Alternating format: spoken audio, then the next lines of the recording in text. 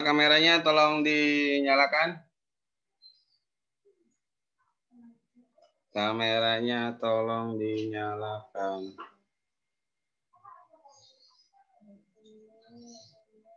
Ayo Fianka, Aurora, kemudian juga Pondra, Audra, Heidi.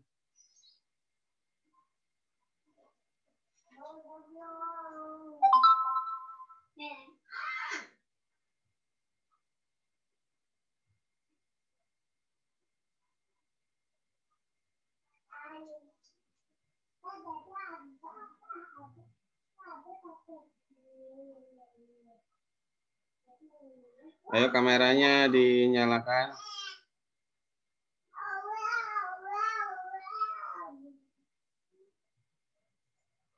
Ini masih ada yang belum nyala nih. Freliska, kemudian Kea, ayo nyalain dulu.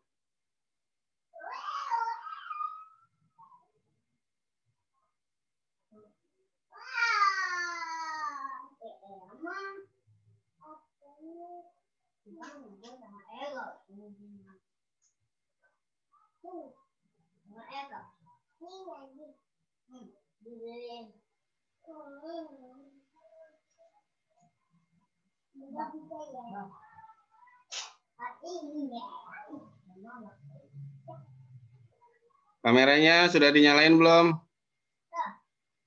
Oke, kita mulai. Bismillahirrahmanirrahim. Assalamualaikum warahmatullahi wabarakatuh. Waalaikumsalam. Robi sohli sodri wa yasirli amri wahlul uqdatam min lisani yafqahu qauli, amma ba'du. Pertama-tama marilah kita panjatkan puja serta puji syukur kehadirat Allah Subhanahu wa taala, yang mana berkat rahmatnya kita masih diberikan kesehatan, kita masih diberikan kekuatan untuk bisa melaksanakan PJJ pada hari ini. Kemudian selawat dan salam marilah senantiasa kita curahkan kepada Nabi besar Muhammad Sallallahu Alaihi Wasallam. Baik anak-anakku semuanya, mari kita mulai PJJ kita pada hari ini dengan sama-sama membaca basmalah. Bismillahirrahmanirrahim. Oke. Sebelum dimulai, mari kita sama-sama membaca surat Al-Fatihah terlebih dahulu, agar ilmu yang kita peroleh hari ini menjadi berkah. Kemudian juga kamu apabila ada yang sedang sakit, semoga segera disembuhkan. Kemudian apabila ada yang sedang kesusahan, baik susah tugas, susah melaksanakan ulangan, dan lain sebagainya, agar dipermudah oleh Allah Subhanahu wa taala. Ila hadiniyah walikullin niyatin sholihah. Al-Fatihah. A'udzubillahi minasyaitonirrajim. Bismillahirrahmanirrahim. Alhamdulillahi rabbil alamin. Ar-Rahmanirrahim. Maliki yaumiddin. Iyyaka na'budu wa iyyaka nasta'in. Ihdinas siratal mustaqim. Siratal ladzina an'amta 'alaihim ghairil maghdubi 'alaihim waladdallin. Amin. Oke. Untuk jam ketiga dari jam berapa sampai jam berapa? 9.40 sampai 10.40, Pak. 9.40 sampai jam 10.40. Oke.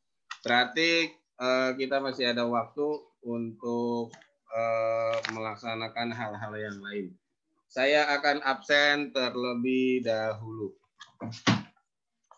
Sekarang tanggal 6 bulan 11. Habib Dafa? Hadir, Pak. Hadir, oke. Aurel Ramadanti? Hadir, Pak. Oke. Aurora Sakina? Aurora kamera itunya speakernya rusak. Aska, assalamualaikum. Aska nggak ada ya di Zoom deh saya cari. Kemudian Denda Hasbi. Hadir, Pak. Oke. Desmo Dromik. Hadir. Hadir, oke. Dev dan Kelana ada ini, iya. Farel Kido. Sakit, Pak. Oh sakit, oke. Freliska Haura. Hadir. Oke. Heidi Anissa. Hadir, Pak. Oke. Kea Nikwita. Hadir, Pak. Oke. Raffi Naufal. Hadir, Pak. Oke. Aulia Raffi. Assalamualaikum Aulia. Kamu ada nih tapi kameranya nggak diaktifin, nak. Ayo dong diaktifkan dulu. Aulia Raffi. Aulia. Oke, yaudah. Aulia akan saya taruh di waiting room dulu ya. Sebelum kameranya nyala, saya taruh di waiting room dulu. Kemudian Iqmal Luhur. Hadir, Pak. Ada ya, oke. Kemudian Raihan An-Nizar. Raihan. Hadir. Ada ya, oke. Rizky Darmawan. Ada, Pak. Ada, oke. Mutia Atali. Hadir, Pak. Hadir, oke. Nadine Alia. Hadir. Hadir, oke. Naufal Ahmad. Hadir, Pak. Oke. Naufan Izam Zaman. Naufan, di mana kamu? Naufan, ada nih Naufan. Hadir, Pak. Ada ya, oke. Nur Afifah. Hadir, Pak. Oke. Nur Sabrina. Hadir. Oke. Rabbani Daniswara. Hadir, Pak. Oke. Pondra. Hadir. Hadir, oke. Rafli Ridwan. Hadir. Hadir, oke. Rakrian di Marsia. Rakrian, di mana kamu? Rakrian nggak ada ya? Rakrian nggak ada. Ramadan Ar-Razin. Ramadan Ar-Razin. Ramadan Ar-Razin belum ada. Rauda Jahra. Hadir. Hadir, oke.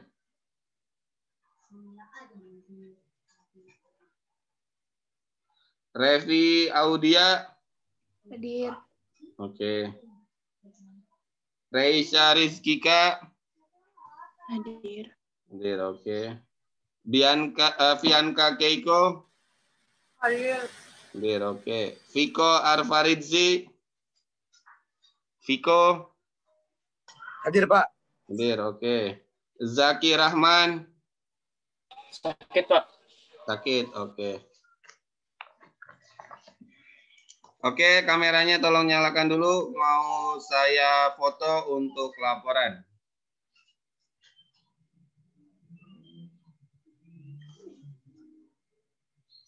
Satu, dua, tiga.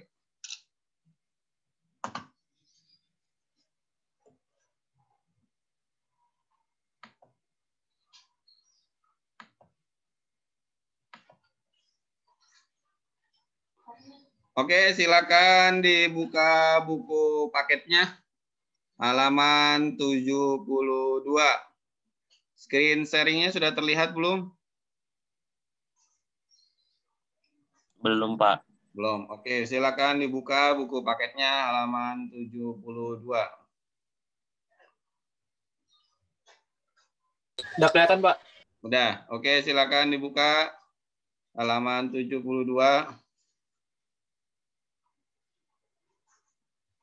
Ayo yang belum ngambil buku silakan diambil. Halaman 72.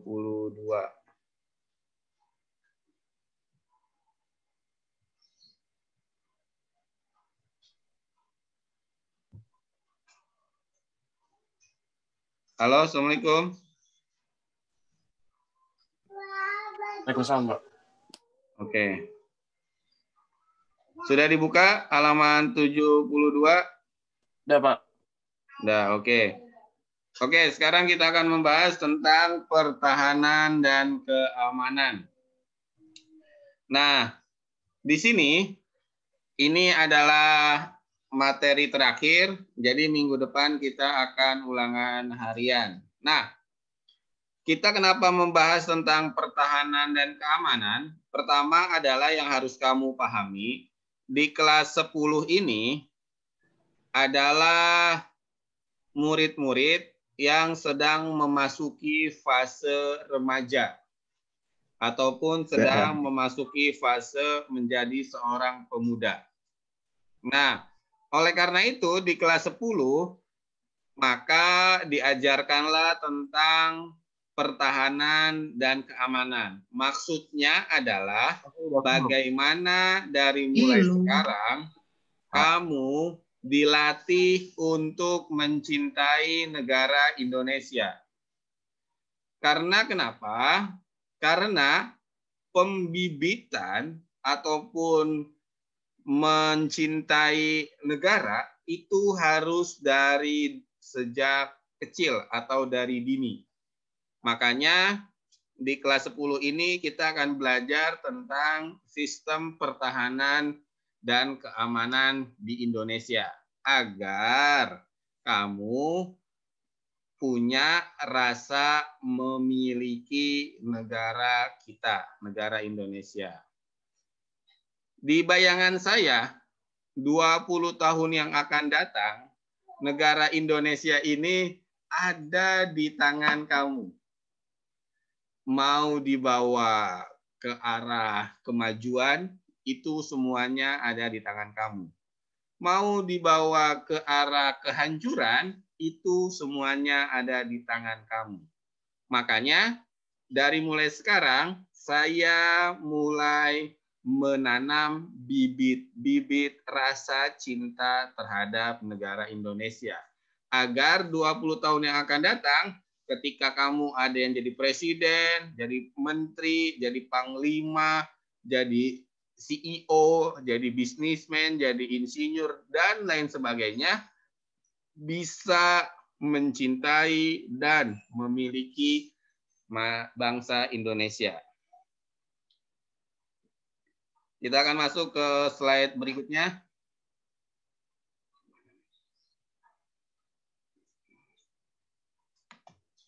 Oke, ini definisi atau pengertian pertahanan negara. Pengertiannya adalah segala usaha untuk mempertahankan kedaulatan negara, kemudian juga keutuhan wilayah Indonesia, dan keselamatan segenap bangsa dari ancaman dan gangguan. Jadi pertahanan negara itu berarti negara harus mempertahankan kedaulatan Indonesia. Jangan sampai kedaulatan itu hilang. Kedaulatan itu artinya adalah kekuatan. Kedaulatan itu artinya kalau dalam bahasa anak-anak sekarang ibaratnya kayak kehormatan lah. Jadi kalau kamu palanya ditempeleng, berarti orang itu sudah tidak hormat sama kamu. Nah, makanya negara harus memiliki kedaulatan agar tidak diremehkan oleh negara lain. Makanya perlu ada pertahanan negara. Contohnya, ini contohnya nih. Mungkin kamu pernah mendengar kasus batik yang diklaim oleh Malaysia. Secara prinsipil itu sudah mengganggu Indonesia. Nah, tetapi karena kita sama-sama satu rumpun, sama-sama satu wilayah, jadi kita menyelesaikannya secara kekeluargaan. Kenapa harus diselesaikan? Karena ini terkait dengan kedaulatan negara. Yang kedua, pertahanan negara itu untuk menjaga keutuhan wilayah Indonesia. Kita punya sejarah kelam. Kita pernah kehilangan 2 pulau, Pulau Sipadan dan Ligitan. Awalnya Pulau Sipadan dan Ligitan itu merupakan wilayah Indonesia. Tetapi karena tidak dijaga, tidak dirawat oleh bangsa kita, terutama oleh pemerintah, akhirnya diambil oleh Malaysia. Kita protes. Akhirnya walaupun tetap kita protes, PBB tetap menjawab ataupun mempertahankan bahwasannya pulau itu resmi punya Malaysia. Akhirnya kita kalah dan kita kehilangan 2 pulau tersebut. Makanya keutuhan wilayah itu harus menjadi prioritas pertahanan negara. Jangan sampai kayak Uni Soviet. Uni Soviet itu negaranya besar. Tapi karena tidak bisa menjaga keutuhan wilayahnya, akhirnya pecah jadi banyak negara. Ada Rusia, Kazakhstan, Turkmenistan, dan lain sebagainya. Makanya Indonesia jangan sampai terjadi hal itu. Itu berbahaya bagi negara Indonesia. Yang ketiga adalah keselamatan segenap bangsa. Ketika ada ancaman atau gangguan, warga masyarakat itu harus dilindungi. Jangan sampai ada korban jiwa sehingga mengakibatkan hal-hal yang tidak diinginkan terjadi. Itu pun menjadi pertahanan negara. Contohnya nih, sekarang lagi ada virus corona. Pemerintah harus dan sedang berusaha melindungi bangsa Indonesia, terutama masyarakatnya. Jangan sampai akan terjadi kematian yang tinggi gara-gara virus corona di Indonesia. Makanya pemerintah dengan sekuat tenaga mencari vaksin, membuat vaksin agar bisa mempertahankan warga negaranya terbebas dari corona. Nah, ternyata ancaman dan gangguan itu tidak hanya dari dalam, ada juga yang dari luar. Contohnya ancaman dari luar misalkan perang. Kemudian kalau Indonesia sekarang itu ancaman dari luar itu budaya westernisasi, budaya barat yang tidak sesuai dengan Pancasila. Contohnya kayak LGBT.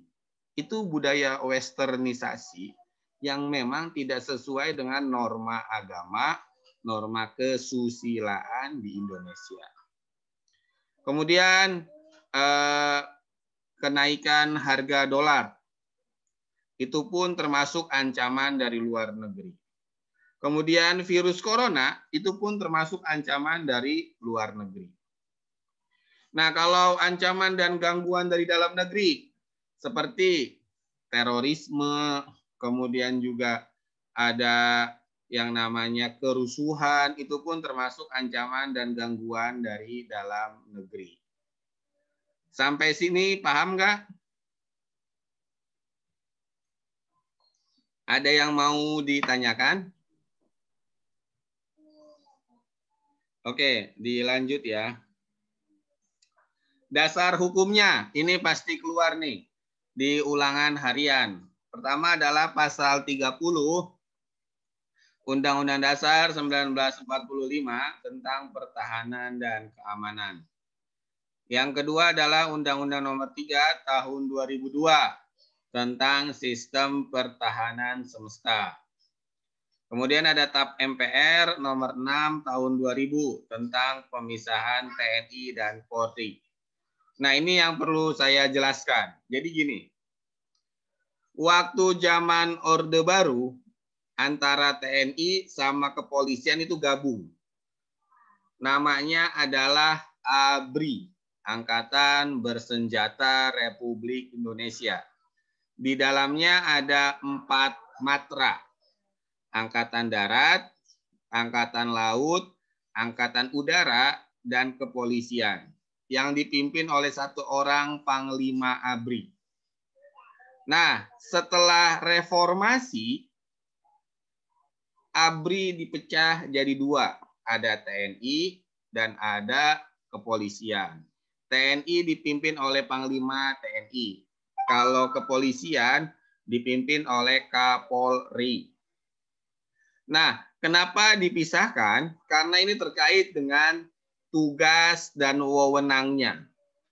Kalau TNI bertugas untuk menghadapi ancaman dan gangguan yang berasal dari luar negeri, seperti peperangan, seperti ada kayak kemarin tuh. Kamu tahu Pulau Natuna? Pulau Natuna itu pulau di utara Indonesia, jadi paling utara yang dekat dengan Thailand, dekat dengan Vietnam. Pulau Natuna. Di sekelilingnya ada laut. Namanya Laut Natuna. Nah, oleh pemerintah Tiongkok atau oleh Cina, itu dianggap lautnya Cina. Akhirnya banyak kapal-kapal milik Cina yang masuk ke wilayah perairan Natuna. Nah, untuk menjaga hal itu, makanya Indonesia, Angkatan Lautnya memberikan perhatian khusus di sana. Jadi, setiap hari kapal Angkatan Laut Indonesia pasti akan patroli di sekitar Laut Natuna Utara untuk menjaga kedaulatan negara kita. Jangan sampai dimasuki oleh kapal asing. Nah, itu contohnya. Jadi kalau ada ancaman dari luar negeri, yang akan bertindak adalah TNI. Tetapi nanti akan di-backup oleh kepolisian. Kemudian kalau ada gangguan dan ancaman dari dalam negeri, seperti kemarin ada demo rusuh, maka yang akan bergerak adalah polisi. Polisi itu untuk mengantisipasi ancaman dan gangguan yang berasal dari dalam negeri. Tetapi tetap akan di-backup oleh TNI. Jadi begitu kenapa TNI sama Polri dipisah. Nah, ini sistem pertahanan dan keamanan Indonesia. Sistem pertahanan dan keamanan Indonesia yang pertama kali ataupun yang menjadi garda terdepan adalah TNI dengan kepolisian. Jadi mereka bersinergis tuh sebagai garda terdepan. Kalau di mobil ibaratnya sebagai bumper. Ketika ada ancaman dari luar ataupun dari dalam negeri, maka yang akan turun duluan adalah TNI dengan kepolisian. Barulah nanti akan dibantu oleh rakyat Indonesia yang disebut dengan sistem pertahanan dan keamanan semesta. Contohnya adalah seperti perang gerilya. Perang gerilya adalah perang yang menggunakan taktik rakyat ikut membantu. Jadi tidak hanya TNI, tidak hanya polisi yang turun, tetapi rakyat pun membantu. Bisa membantu mendistribusikan makanan, kemudian memberikan informasi-informasi, dan lain sebagainya. Contohnya nih, kayak di negara Korea Selatan. Negara Korea Selatan adalah negara yang menerapkan disebut dengan wajib militer. Jadi seluruh rakyat Korea Selatan ikut membantu militer Korea Selatan untuk menjaga negaranya. Kenapa warga sipil dilibatkan? Karena Korea Selatan sekarang sedang menghadapi perang dingin ataupun sedang berkonflik ataupun sedang bermusuhan dengan Korea Utara. Khawatir Korea Utara datang menyerang secara mendadak, maka rakyat Korea Selatan sudah siap memegang senjata. Atau yang biasa dikenal dengan istilahnya adalah wajib militer.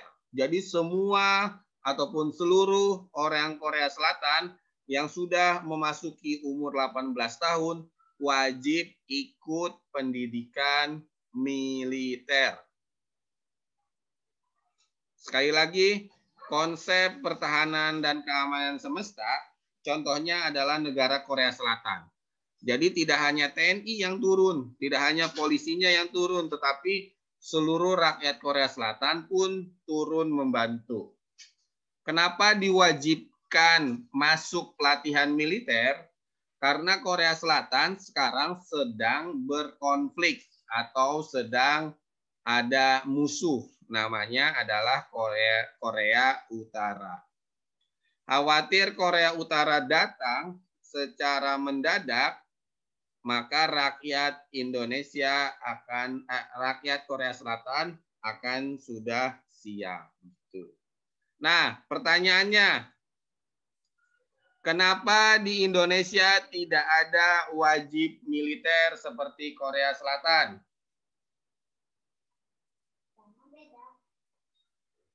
Kenapa di Indonesia tidak ada wajib militer seperti Korea Selatan? Ayo, kenapa?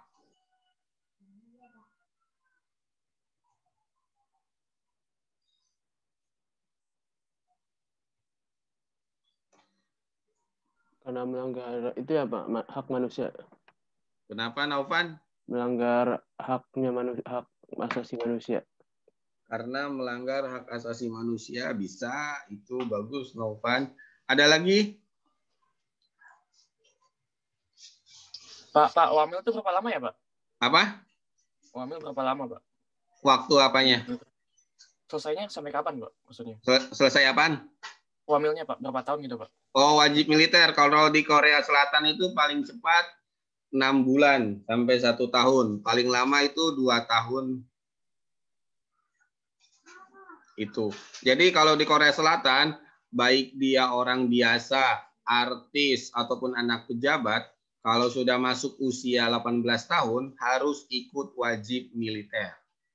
Nah, di Indonesia kenapa nggak diwajibkan? Ada beberapa alasan. Yang pertama, kita belum punya musuh yang jelas. Jadi tidak ada negara manapun yang ingin berperang dengan Indonesia.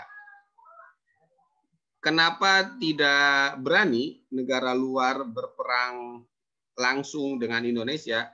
Karena orang Indonesia ini berani. Kalau demi membela negara ataupun membela agama, jiwa, raga, harta benda akan diberikan. Jadi negara lain tidak berani untuk berperang secara langsung dengan Indonesia. Makanya kita belum punya musuh yang jelas, sehingga wajib militer ini tidak dijalankan. Yang kedua, ini terkait dengan kondisi hak asasi manusia, betul kata Naufan. Jadi jangan sampai nanti melanggar hak asasi manusia. Nah, yang ketiga ini pun terkait dengan kondisi psikososial, psikologis masyarakat Indonesia dan sosial masyarakat Indonesia. Kalau kamu pernah lihat tawuran, baik tawuran antar geng ataupun tawuran antar pelajar, biasanya mereka senjatanya bawa apa aja? Celurit, bawa samurai, bawa bambu, bawa gear, dan lain sebagainya.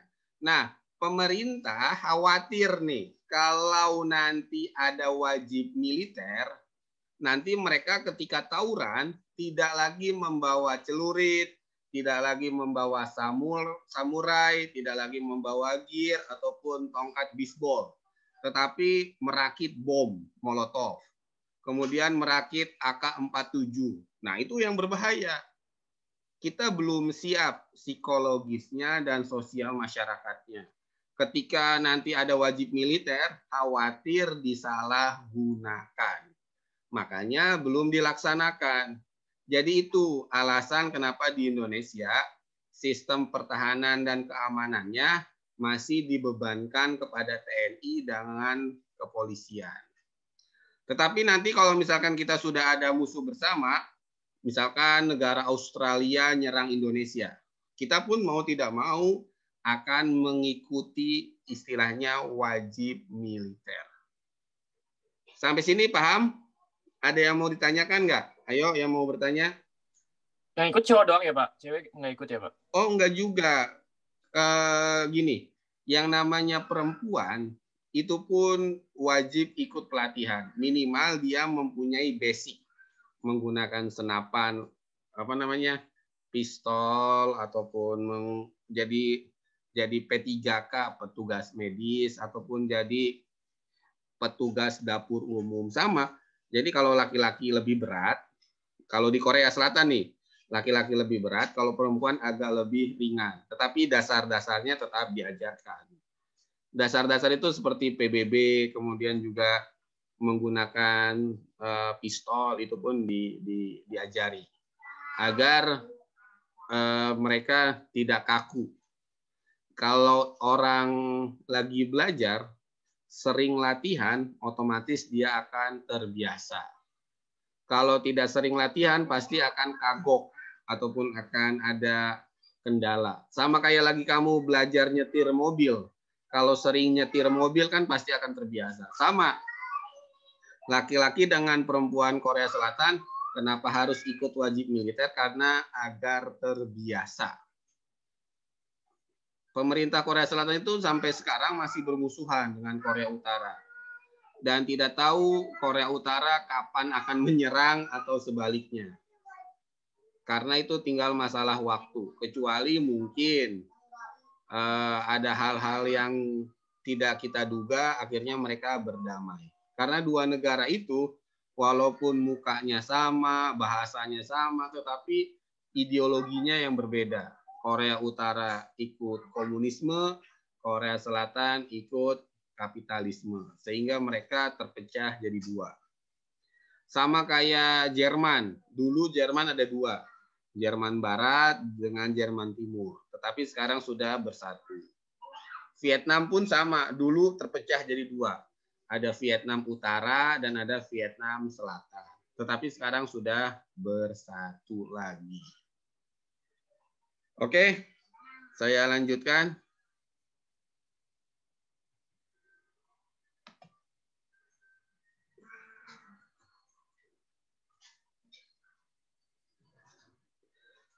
Nah, peran pemerintah dalam menjaga pertahanan dan keamanan. Yang pertama adalah kedudukan dan peran TNI serta Polri dalam pembelaan negara. Jadi pemerintah sudah membuat aturan TNI dengan kepolisian itu menjadi garda terdepan. Sehingga ketika ada ancaman atau gangguan, baik dari luar negeri maupun dalam negeri, TNI dengan kepolisian sudah siap. Makanya TNI sama kepolisian setiap tahun pasti melakukan latihan. Baik latihan perang, latihan penanggulangan terorisme, dan latihan tempur yang lainnya. Karena itu merupakan tanggung jawab pemerintah. Jangan sampai TNI sama kepolisian kaget karena nggak sering latihan. Tahu-taunya ada yang nggak bisa megang senjata. Kalau nembak sasarannya nggak tepat. Nah itu yang tidak boleh. Makanya pemerintah selalu membuat anggaran untuk latihan-latihan tempur dan latihan penanggulangan terorisme agar TNI dengan polisi bisa maksimal menjaga negara Indonesia. Yang kedua, peran pemerintah adalah program pemerintah untuk meningkatkan kemampuan organisasi komando. Maksudnya adalah dari masing-masing matra itu punya tim elit. Kayak Angkatan Darat, tim elitnya adalah Kopassus. Latihannya sangat-sangat berat. Mereka akan ditaruh di hutan tanpa dikasih makanan yang cukup. Mereka akan dilepas selama 1 minggu sampai 2 minggu. Mereka harus bisa bertahan hidup di tengah hutan. Hutannya pun hutan yang benar-benar belum terjamah, seperti di Gunung Burangrang ataupun di hutan-hutan di wilayah Kalimantan.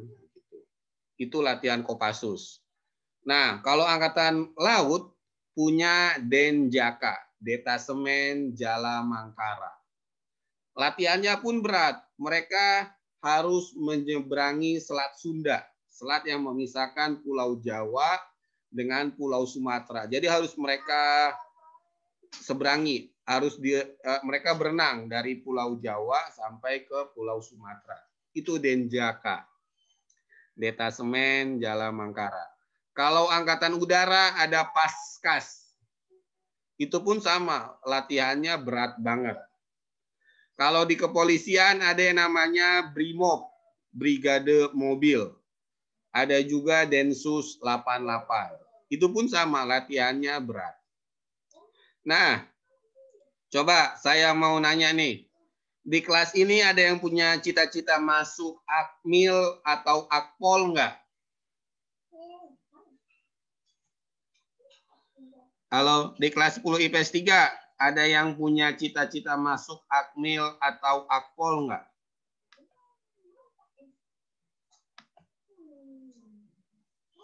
Ya, kalau memang ada, saya doakan biar lulus dan bisa masuk Akmil ataupun Akpol. Pak. Iya, kenapa? Naufal. Boleh nanya nggak, Pak? Boleh, gimana? Kalau misalkan jadi pilot harus dilatih juga nggak sih, Pak? Fisiknya, Pilot. Pak? Kamu pilotnya pilot apa dulu? Kalau pilot sipil, intinya sih gini, semua pilot pasti harus dilatih terlebih dahulu. Nah, latihan itu diperuntukkan agar kamu terbiasa membawa pesawat. Kalau pilot tempur, pesawat tempur, latihannya agak berat. Kalau pilot penerbangan sipil, maka itu agak ringan. Tetapi memang kalau pilot, ukurannya adalah jam terbang. Semakin banyak kamu membawa pesawat, maka kamu semakin hebat dan akan semakin menjadi pilot senior. Jadi kalau pilot itu dihitungnya dari jam terbang. Kalau jam terbangnya baru hanya 10 jam ataupun 20 jam, ya berarti dia masih baru, masih junior, intinya itu. Tapi kalau sudah di atas 500 jam, itu berarti sudah senior. Dia sudah menerbangkan banyak pesawat. Nah, intinya adalah semua pekerjaan pilot harus banyak latihan. Kan kalau kamu lulus SMA, mungkin kalau yang cita-citanya ingin jadi pilot, nanti akan masuk ke sekolah penerbangan. Kayak di Curup, Tangerang itu ada sekolah pilot. Kemudian juga di beberapa daerah, di Bali juga ada. Itu digunakan untuk melatih. Karena kan pilot itu ibarat membawa nyawa orang ya. Kalau dia salah take off ataupun salah landing, khawatir menimbulkan korban jiwa. Apalagi kayak beberapa insiden kan, seperti kayak kapal yang hancur di atas, kayak Lion Air, kemudian juga kayak Batavia, Adam Air, itu pun banyak kasus. Makanya harus sering banyak latihan.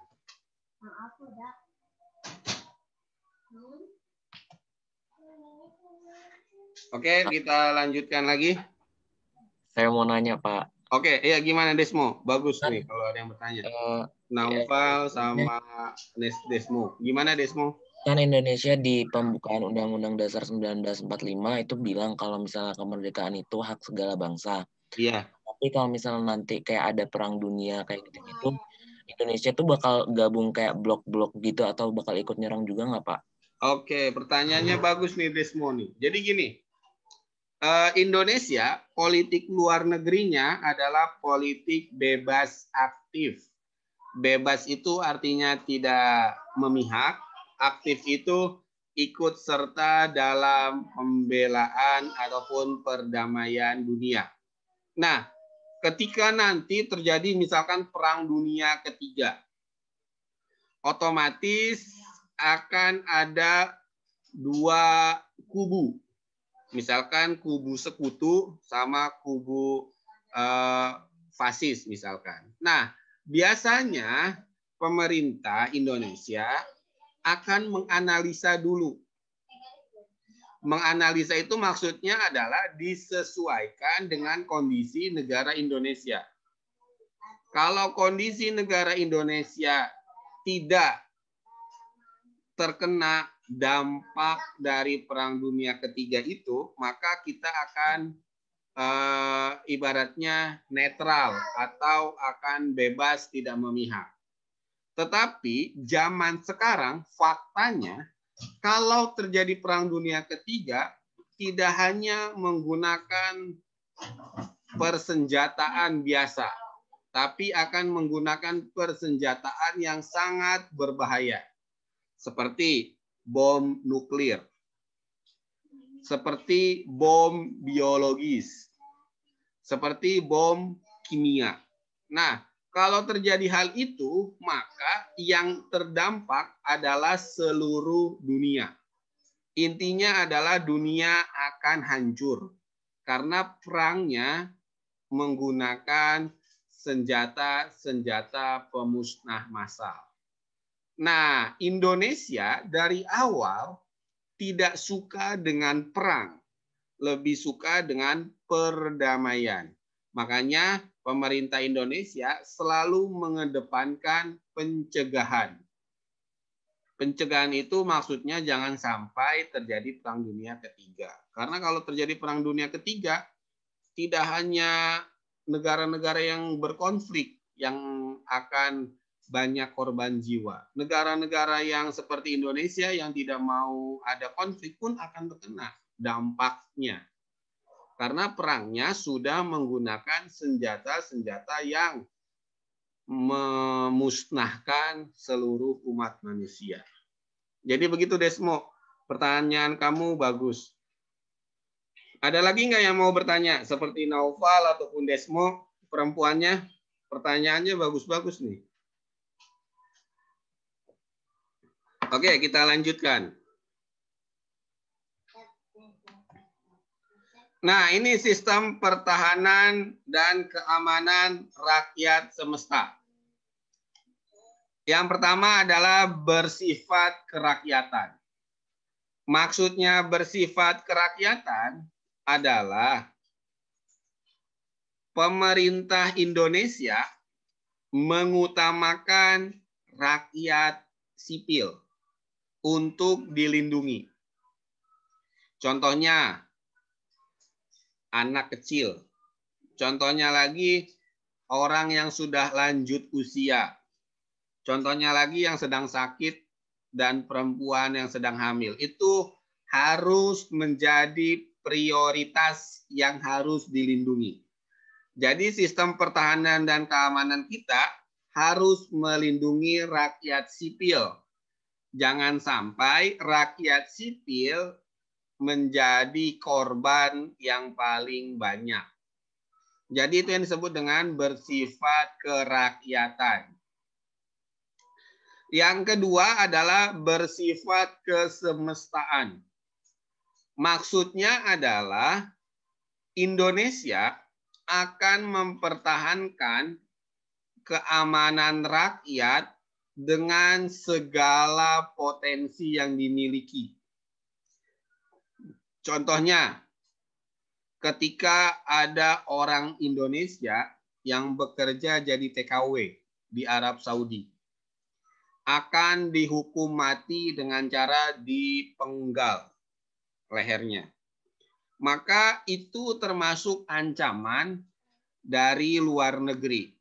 Sehingga pemerintah Indonesia mengutus Duta Besar Arab Saudi untuk berkomunikasi dengan pemerintah Arab Saudi agar warga negara Indonesia ini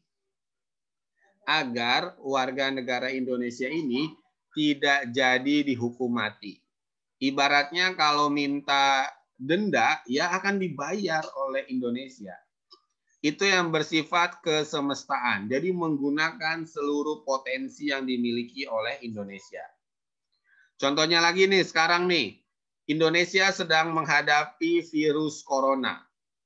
Maka seluruh dokter dan tenaga kesehatan berjuang sekuat tenaga untuk menjaga rakyat Indonesia agar tidak terkena COVID-19. Nah, tugas kita adalah menjaga kondisi kita. Kalau memang tidak penting, tidak usah keluar rumah. Stay di rumah saja. Seandainya ingin keluar rumah karena ada kondisi darurat, berarti harus menggunakan protokol kesehatan. Nah, itu yang disebut dengan kesemestaan. Jadi seluruh potensi kita pergunakan untuk menjaga pertahanan dan keamanan rakyat Indonesia. Yang ketiga adalah bersifat kewilayahan. Wilayah Indonesia ini kan sangat luas. Dari Sabang sampai Merauke. Makanya pemerintah menempatkan personil TNI dan kepolisian di seluruh Indonesia. Dari mulai Sabang sampai Merauke pasti ada personil TNI dan personil kepolisian. Kenapa harus ditempatkan? Karena kita tidak tahu wilayah mana yang akan mendapat serangan terlebih dahulu. Misalkan Australia, tahu-taunya nyerang Papua terlebih dahulu. Makanya di sana, di Papua, itu ada TNI-nya, ada kepolisiannya, sehingga bisa mengantisipasi awal, tidak nunggu bantuan dari Jakarta. Kalau nunggu bantuan dari Jakarta, paling cepat 1 jam atau 2 jam. Sudah keburu kalah dulu. Makanya semua TNI dan kepolisian itu disebar di seluruh Indonesia. Itulah yang disebut dengan kewilayahan. Berarti menjaga wilayah Indonesia seluruhnya.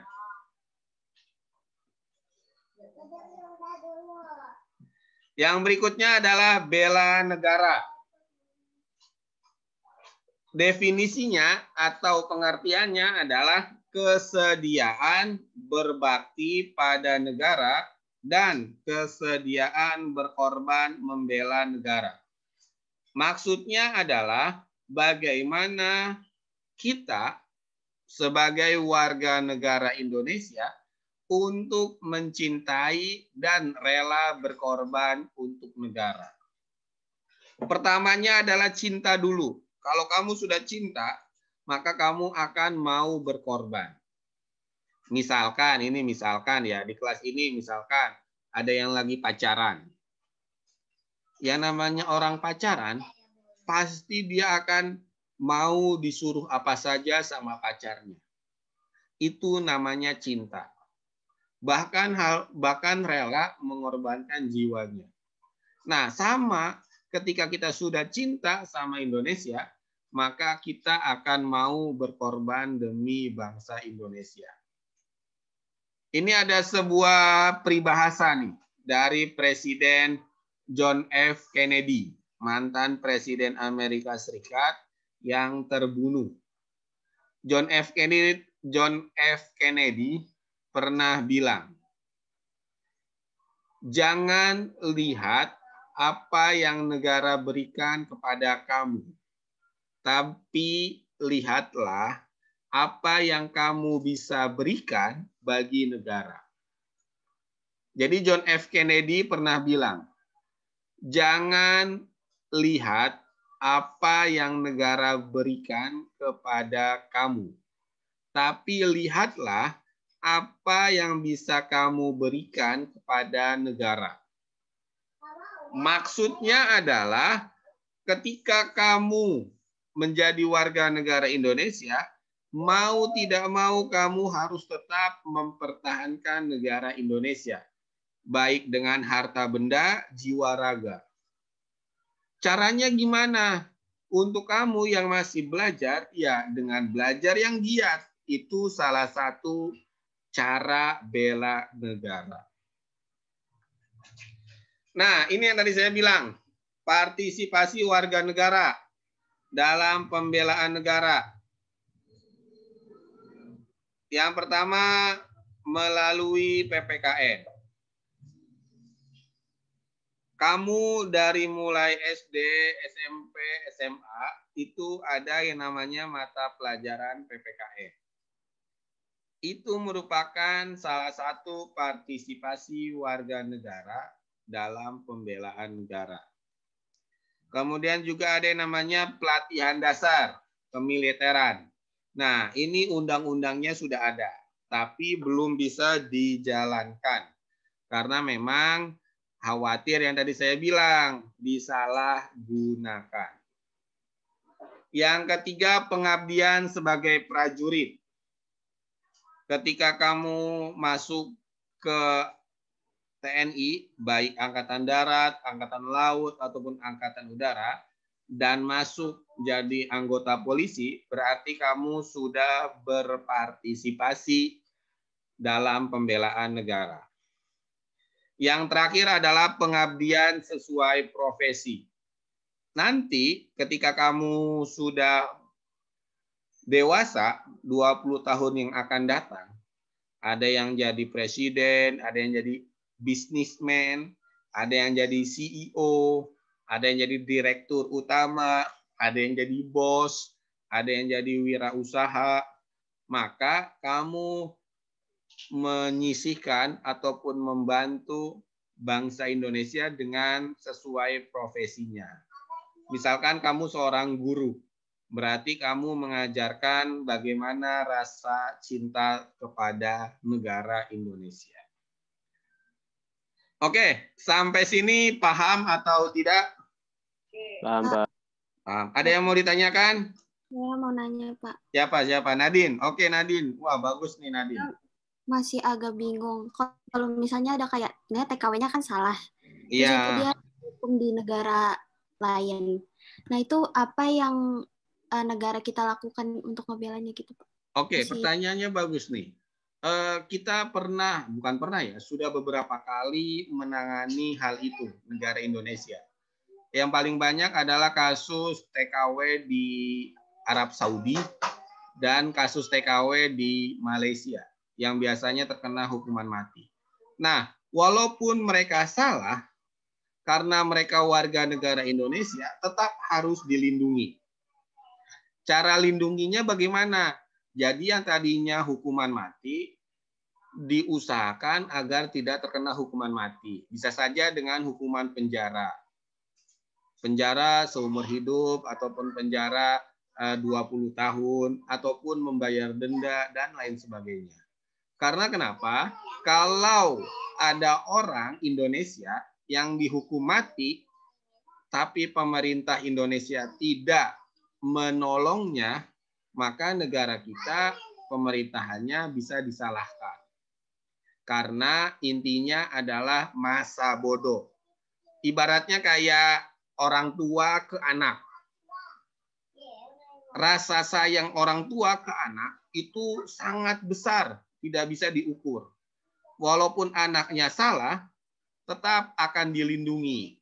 Misalkan anaknya belajar PKN. Ternyata tidak nyalakan Zoom-nya, tetap akan diomelin. Tetapi omelinnya karena sayang. Sama warga negara Indonesia yang terkena hukuman, walaupun mereka salah, tetap akan dilindungi. Begitu. Ibaratnya kayak orang tua ke anak. Jadi gitu ya, Nadine. Gimana jawabannya? Oke, ada lagi? Nah, ini penjabaran nilai-nilai bela negara. Yang pertama adalah cinta tanah air. Yang kedua adalah kesadaran berbangsa dan bernegara. Kemudian ada Pancasila, kemudian rela berkorban untuk bangsa dan negara, dan memiliki kemampuan bela negara. Oke. Ini slide terakhir. Minggu depan kita ulangan harian bab 2. Silakan difoto atau dicatat. Syarat ikut ulangan harian adalah mengerjakan buku mandiri. Pilihan ganda bab 2. Biasanya nggak usah ya Pak Bupati, Pak? Enggak, pilihan gandanya aja. Kemudian, Pak, belajarnya dari mana, Pak? Kamu belajar soal pilihan ganda buku paket dan soal pilihan ganda buku mandiri. Insya Allah semuanya keluar dari sana. Ya. Silakan yang mau dicatat atau difoto, silakan.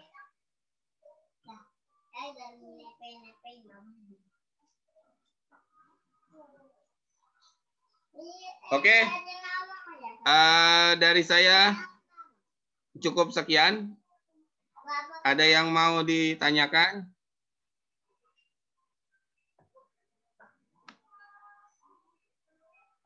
Halo, assalamualaikum. Ada yang mau ditanyakan? Mas, saya belum absen, Mbak. Oh, Rakiran. Iya, kamu tadi dari mana, Nak? Udah jen tapi telat 10 menit tadi. Oh, ya udah nggak apa-apa. Nanti saya gituin. Rakrian ada ya, oke. Habis ini pelajaran siapa? Al-Quran, Pak. Oke. Dari saya cukup sekian. Mohon maaf apabila ada kesalahan. Ingat, minggu depan kita ulangan harian. Mari kita tutup dengan membaca hamdalah. Alhamdulillahirrabbilalamin. Dan doa kafaratul majelis. Subhanakallahumma wa bihamdika asyhadu an la ilaha illa anta astaghfiruka wa atubu ilaik. Terima kasih. Wassalamualaikum warahmatullahi wabarakatuh. Waalaikumsalam warahmatullahi wabarakatuh.